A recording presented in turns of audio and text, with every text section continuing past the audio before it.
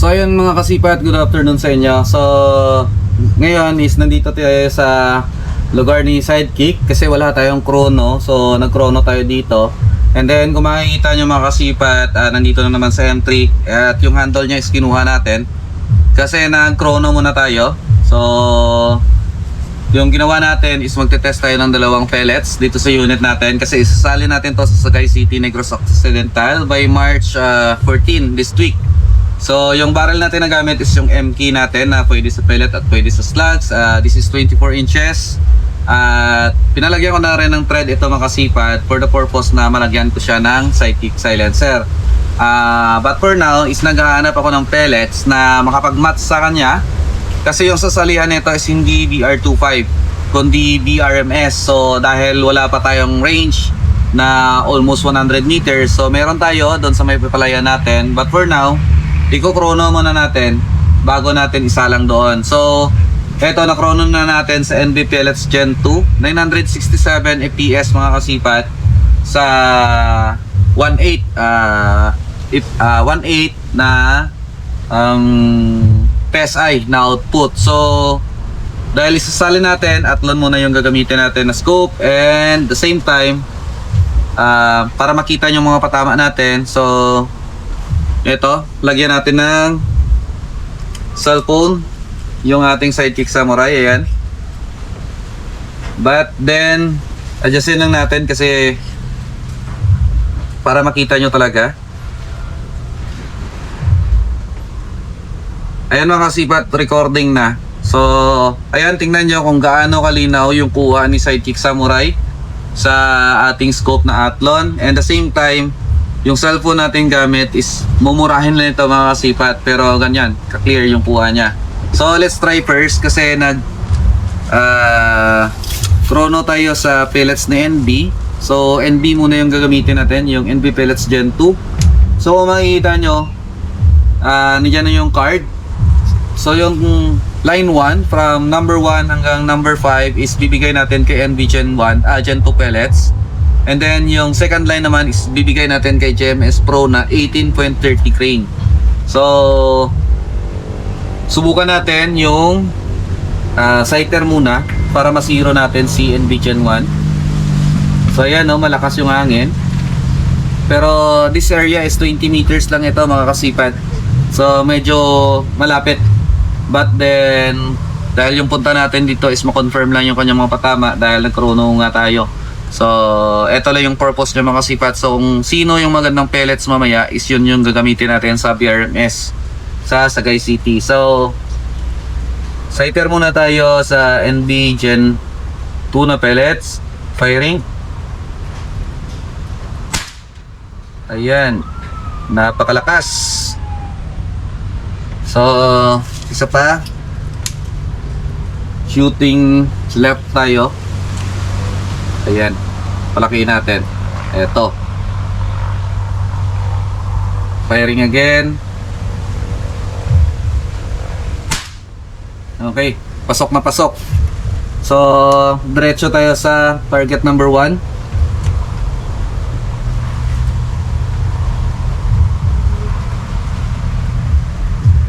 Firing. Ayan, so dahil shooting left nga tayo, nagko-compensate tayo sa right side. Hindi na natin adjacent tong ating scope. Pellet number 2, target number 2, firing. Ayan, napakalakas mga kasipat. At 967 FPS. Target number 3, firing. Napakagalaw ng aking kamay. Pasmado yung shooter nyo. Target number 4.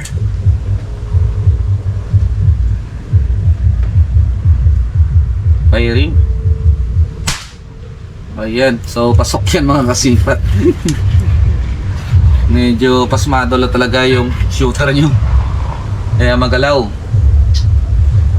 So target number 5, last target, firing. Okay, so pasok pa rin. So ayan yung mga patama ni NB Gen 2. So try naman natin yung GMS Pro na hexagon nila na pellet. 18.30 grain po ito. So dahil nag-chrono tayo sa NB pellet Gen 2, so mag-iiba po yung mga patama na ito sa GMS. So hindi na tayo magko-chrono ulit. Try lang natin kung mag-okay rin ba siya. So sighter muna, malakas kasi yung hangin. GMS Pro, firing. Okay, so malayo. Isa pa. So ang gagawin natin mga kasipat is hindi tayo mag-adjust ng ating windage or ating turret elevation. Okay, so doon pa rin. So ang gagawin natin is magko-compensate lang tayo dahil nagko-compensate din tayo sa NB Gen 2 para patas yung laban. So maganda rin naman yung patama ni GMS. So dito yon, firing. Ayan, so pasok. Target number 2.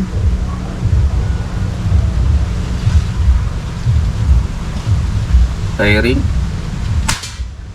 Okay, pasok. Target number 3.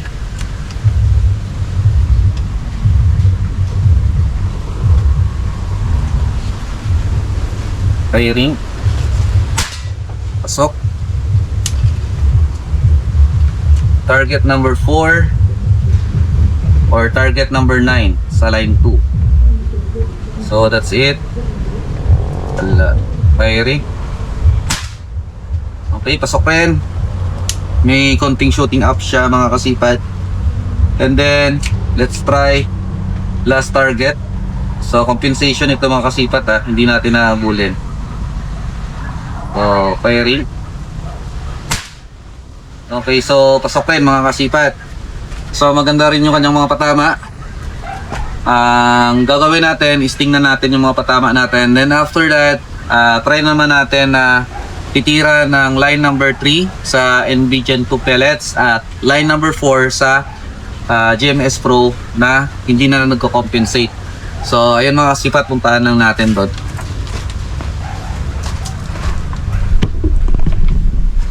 Ayan, so this is 20 meters. Papakita ko sa inyo yung mga patama, tapos scorean natin mamaya. So wala tayong ika-cut na ano dito sa video, para raw talaga yung ating tawag dito, video. No, walang daya. Para tamang-tama lang. So ayan mga kasipat yung mga patama natin. So all goods rin naman. Ito. So ito sa target number 4, ninig lang ng kamay ko ito mga kasipat. Kaya ayan yung patama niya, pero pasok to sa number 10. Ayan, so GMS Pro, ayan yung mga patama niya within 20 meters. Compensation itong dalawa. So dito naman tayo. NV Gen 2 pellets na habulin natin talaga yung center dot niya, and the same time kay GMS Pro. So ayun, balik tayo doon. Ayan. So 20 meters, ang lakas ng hangin mga kasipat. Ayan o. Yan. So parang uulan kasi. O, try natin ha.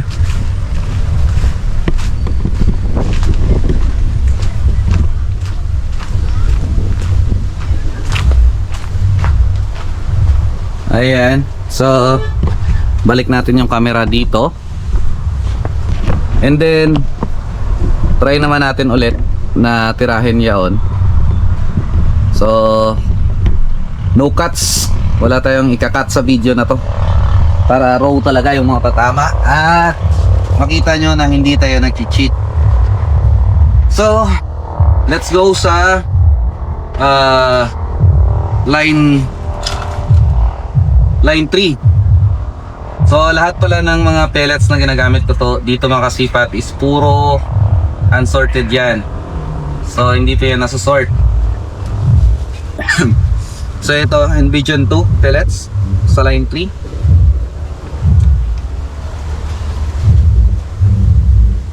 Firing. Ayun. So medyo malayo. So isang tira pa. For confirmation, firing. Okay, so paiba-iba yung patama niya mga kasipat. So habulin natin yung sa taas. Okay. Then confirm natin sa sighter kung sakto ba yung hinabol natin na point of impact. Firing. Okay, so windage natin, adjust. Isa pa. Ayan.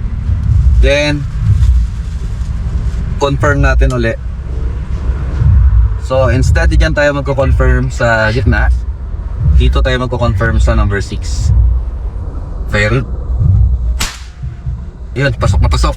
So let's try na sa target number 11 for NB Gen 2 pellets. Firing. Okay, pasok. Pasensya na, nanginginig talaga yung kamay ng shooter nyo. So NB pellets target number 12. Okay, kalma. Firing. Hindi nanginig ng kamay ko.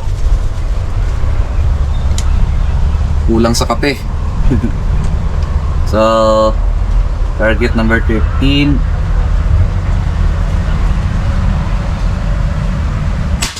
Okay, pasok. Hindi talaga nagsisettle down yung kamay ko, pasmado kasi lakas ang hangin. So target number 14. Okay, pasok pa rin. Target number 15.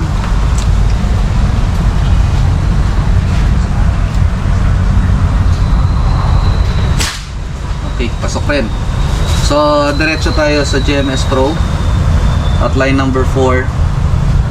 Then dito compensation mga kasipat ha, habulin talaga natin kung saan siya tumatama. So sighter GMS Pro 18.30 grain, firing. Okay, so umakyat. Subukan natin ulit. Firing again. Okay, pasok. So magko-confirm lang tayo kung dyan pa rin ba tumatama. So dito tayo sa number 6.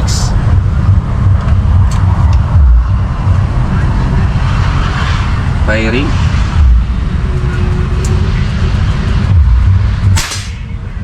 Ay nako. So adjust tayo sa taas. So ninigla talaga ng kamay ko yun mga kasipat.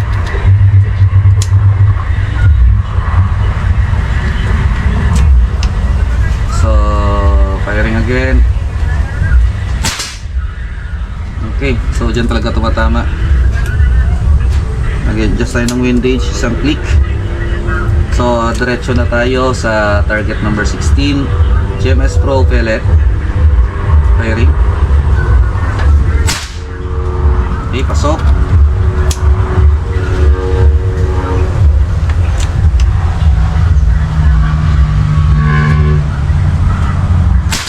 Pasok din. Target number 18.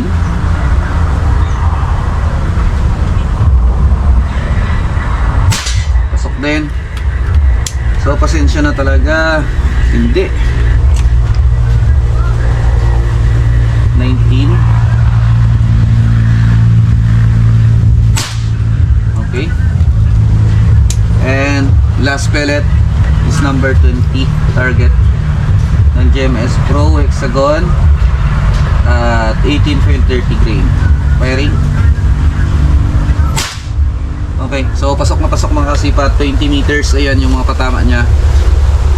So ngayon nakita nyo naman, ang gagawin na lang natin is kakat natin tong video, punta tayo doon, tapos scorean natin mga kasipat. Ayan, so wala lang tayong scoring flag na ilalagay, pero walang 9 dyan mga kasipat, either 10 or X. So ayan, diretso tayo dyan mga kasipat. So ayun mga kasipat, ito yung mga patama natin sa dalawang pellet. So ito is NB Gen 2. So NBG2. Yan. So compensation ito. Ito GMS. Yan. GMS Pro. 20 meters Then ito naman is walang compensation. So NB Gen 2. Ayan. And sunod is yung GMS Pro. So ayan. Okay. So ito sa compensation kanina, NB Gen 2 X ito mga kasipat. X. And ito is 10. Meron kasing konti pa talaga dito. And ito 10 din ito mga kasipat. Bakit na sinabi kong 10? Kasi pag naplagan mo ito mga kasipat, papasok itong line number 10 sa ating plug, sa scoring plug. So ito is 10 din. So lahat ito is perfect 50. Yan. So sa compensation X ito is 10 X 10. And eto mga kasipat, possibility doubted ako dito, X or 10 ito. So gawin na lang natin 10 ito para no more doubts, kasi same din naman sila, perfect. And yung X nito is dalawa, 2X. Ito is dalawa din. So pag may scoring plug talaga tayo, accurate yan na malalaman natin kung saan yung X at saka 10 dyan sa mga confidential na mga score.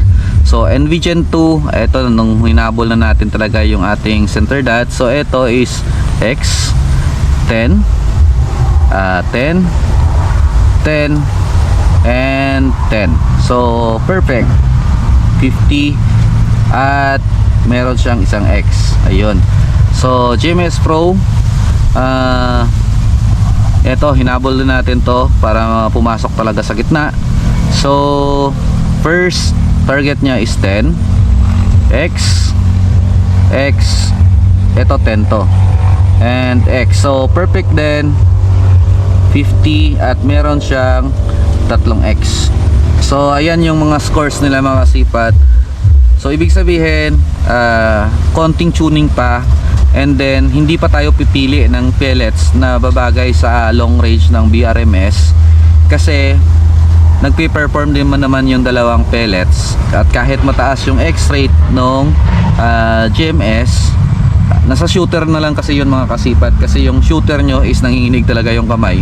So hindi talaga stable yung pagbarel ko. So kung same lang sila ng pagbarel ko sa GMS at NB, so mag-same din rin yung mga patama natin.